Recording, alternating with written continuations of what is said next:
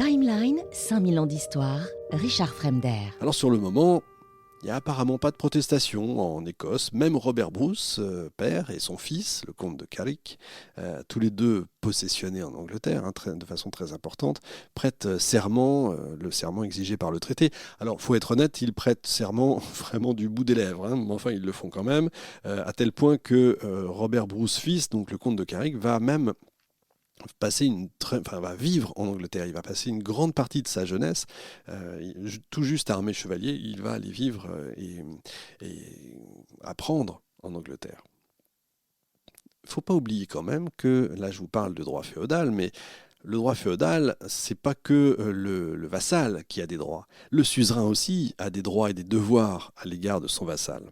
Au traité de Burgham, 2 ans plus tôt, Édouard avait promis de maintenir intactes, souvenez-vous, les lois et coutumes de l'Écosse, et notamment que les sujets du roi d'Écosse ne seraient jamais appelés à comparaître devant des tribunaux anglais, que nul du royaume d'Écosse ne serait en nul cas tenu de répondre hors du royaume. Ce point, pour le nouveau roi, je parle bien sûr de Balliol, est d'une importance capitale. Le pouvoir de juger en dernier ressort au Moyen-Âge, c'est l'attribut suprême de la souveraineté. Je dis au Moyen-Âge, mais encore une fois, aujourd'hui, bien entendu, c'est pareil un peu chez nous. Et il y a des juridictions extraterritoriales, vous le savez. D'un autre côté, le droit d'appeler de la juridiction intérieure d'un vassal à la juridiction supérieure du suzerain, c'est aussi l'essence même du droit féodal. Et là, ça devient passionnant parce que la suzeraineté du roi d'Angleterre est reconnue en Écosse et il lui apparaît normal et même évident que sa juridiction d'appel en soit la conséquence. Et à Burgham en 1290, la situation était différente. Souvenez-vous, il n'avait pas été question d'une suggestion quelconque de la petite reine Marguerite à l'égard de son futur beau-père. Et en 92, au contraire, Jean Balliol, lui, est devenu clairement l'homme lige du roi d'Angleterre. Le conflit, vous voyez, entre les points de vue des deux rois est inévitable. Dans tous les pays, à toutes les époques, c'est toujours facile de trouver un justiciable qui serait mécontent et qui serait prêt à porter son affaire devant un autre tribunal. Le premier Écossais donc à profiter de cette occasion est un marchand de Berwick qui fait appel à Édouard d'une sentence portée contre lui par les gardiens d'Écosse. Alors Jean Balliol proteste, il invoque le traité de Burgham. Édouard répond que les gardiens ne tiennent leur pouvoir que de lui, ce qui est totalement faux, et que les stipulations de Burgham ne valent plus maintenant que la reine Marguerite était morte. Balliol tente en vain de défendre sa cause devant son suzerain, il va même jusqu'à Newcastle. Finalement, il doit céder et accepter formellement le droit des Écossais à faire appel à la juridiction supérieure du roi d'Angleterre. Vous voyez, plus ça va, plus il perd de ses prérogatives. Ce n'était que la première des rebuffades que ce roi va être appelé à subir au cours des mois suivants. C'est petit à petit, il va perdre point par point. Tout au long des années 93-94, Édouard va marquer sa suzeraineté, j'allais dire presque son territoire, par des gestes assez spectaculaires. En 94, une occasion même lui est donnée de frapper un grand coup. Le comte de Fife, Duncan, l'un des anciens gardiens du royaume, souvenez-vous, nommé à la mort d'Alexandre III, est décédé, et son oncle Macduff s'empare du comté, mais par la force. Alors il est condamné par le Parlement d'Écosse. Aussitôt, il fait appel au roi d'Angleterre qui convoque Balliol devant son propre Parlement à Westminster. Comme d'habitude, Balliol proteste. Mais comme d'habitude, il s'y rend. Nouveau recul. Il essaye quand même d'affirmer son pouvoir devant Édouard, sa qualité quand même de juge suprême dans son royaume, et il se voit répliquer que, en tant que suzerain, c'est au roi Édouard que revient ce droit. Balliol rentre en Écosse. Il a un délai de 6 mois en fait pour présenter sa défense contre l'appel de Macduff. Un roi attaqué par un de ses sujets devant une juridiction étrangère, ça c'est les paradoxes assez dangereux auxquels mène le système féodal. Édouard Ier d'ailleurs lui-même en fait à la même époque l'expérience en France, puisqu'il réplique, si vous voulez, en quelque sorte ce qu'il vit, ce qui est assez ironique quand on sait que plus tard ce sera le sujet de discorde entre les deux rois. Un roi peut-il être un vassal? C'est une vraie question qui mènera à la guerre de 100 ans. À son retour en Écosse, Balliol trouve un pays profondément troublé, je crois qu'on peut le dire. Les empiétements successifs du roi d'Angleterre, l'arrogance de ses représentants depuis la conférence de Norham, ont réveillé en quelque sorte l'orgueil, j'allais dire, national. Alors, évidemment, il n'y a pas de nation, mais quelque part, c'est un mot qui pourrait quand même être utilisé en Écosse. Là. C'est dans leur ADN, si vous voulez. Le nouveau roi, intronisé par la grâce des Anglais, va quand même d'humiliation en humiliation. Alors c'en est trop pour les barons d'Écosse. Ils décident alors de lui imposer une sorte de conseil, un conseil de 16 membres, chargé de gouverner à sa place, ou en tout cas, du moins, de l'empêcher à l'avenir de continuer à céder aux exigences d'Édouard. Presque tous sont évidemment violemment anti-anglais. Les conséquences, bien sûr, vont pas tarder à s'en faire sentir, parce que je vous le rappelle en même temps qu'il s'efforçait de mettre l'Écosse à sa main, en vertu de son droit de suzerain, eh bien le roi d'Angleterre se trouve en tant que duc de Guyenne en but aux mêmes prétentions de la part de son propre suzerain, lui donc, le roi de France, c'est ce que je disais tout à l'heure.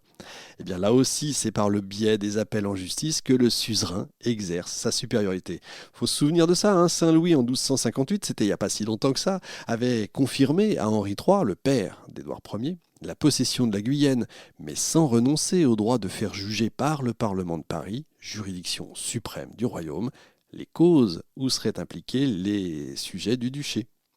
Et c'est donc ce qui va se produire en 1293 à la suite d'une querelle de marins gascons et français au large des côtes de Bretagne. Alors je dis des marins, c'est des marins, mais c'est surtout des pêcheurs. Et vous voyez comme quoi, là encore, les choses ne changent pas. En histoire, c'est toujours comme ça date pas d'hier. Là encore, l'histoire ne fait que perpétuellement repasser les mêmes plats. Sauf que là, il y a eu des morts. Apparemment, les Gascons étaient les attaquants. Philippe le Bel, qui est roi depuis 10 ans, ambitieux, jaloux de son autorité, saisit, on en a déjà parlé, saisit aussitôt l'occasion qui lui est donnée à lui. Il va convoquer Édouard, pareil, il convoque Édouard, qui est donc son vassal, devant le Parlement de Paris pour répondre des méfaits de ses sujets. Édouard n'a pas intérêt à avoir un conflit avec le roi de France. Entre les deux, c'est sûr que Édouard ne fait absolument pas le poids. Le roi de France, c'est très puissant à cette époque-là. Un siècle plus tôt, c'était par une procédure du même genre que Philippe Auguste a confisqué à Jean sans Terre la Normandie, le Maine, l'Anjou et le Poitou. Vous voyez donc en 94, une guerre franco-anglaise risquerait de se conclure par carrément la disparition du dernier fief anglais en France. Donc Édouard n'a pas intérêt à une guerre. Donc une transaction va être imaginée, la Guyenne serait occupée par les Français, et Édouard, veuf, épouserait Marguerite de France, qui est la sœur de Philippe, à laquelle le duché servirait de dot. Petit aparté quand même, la Guyenne, il ne faut pas confondre évidemment avec la Guyane, c'est la forme francisée du latin Aquitania.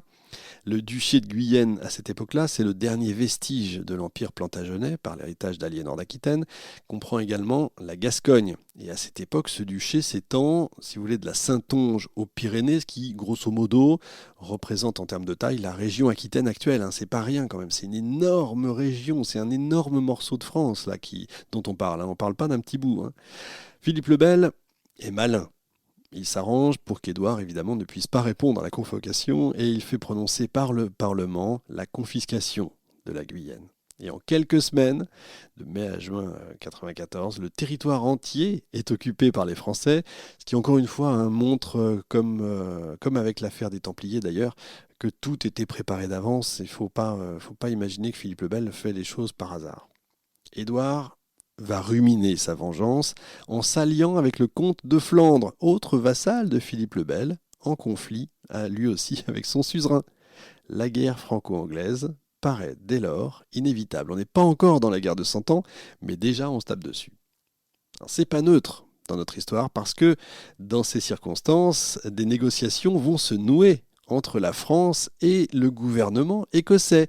Philippe le Bel et Édouard Ier cherchent évidemment de tous les côtés des alliés pour le conflit à venir. Du côté anglais, des traités vont se conclure avec la Flandre, avec l'empereur germanique, Adolphe de Nassau, avec le comte de Bar, et du côté français, on s'adresse à l'Aragon, à la Castille, à la Norvège, et donc à l'Écosse. Chacun cherche à prendre l'autre, si vous voulez, en tenaille. Une ambassade écossaise se trouve à Paris en octobre 1295. Elle comprend les évêques William Fraser et Matthew de Dunkeld et les chevaliers John de Soule et Enguerrand d'Umfraville, avec tout pouvoir pour négocier un traité d'alliance. Tout le monde a y gagné, c'est vraiment du gagnant-gagnant. L'idée, évidemment, encore une fois, c'est de prendre Édouard dans un étau, de le forcer à ouvrir deux fronts.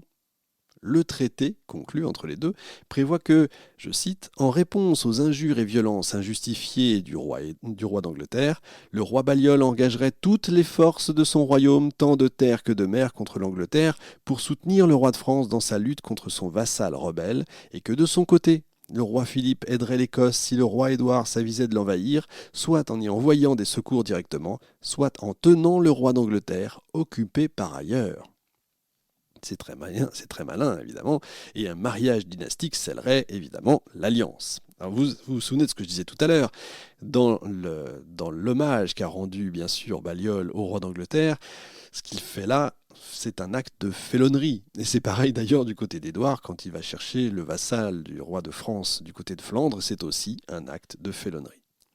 Ce traité, ratifié en Écosse en février suivant, est traditionnellement considéré comme l'acte fondateur de ce qu'on appellera plus tard la vieille alliance franco-écossaise, the Old Alliance, qui devait tenir une si grande place dans l'histoire de nos deux pays.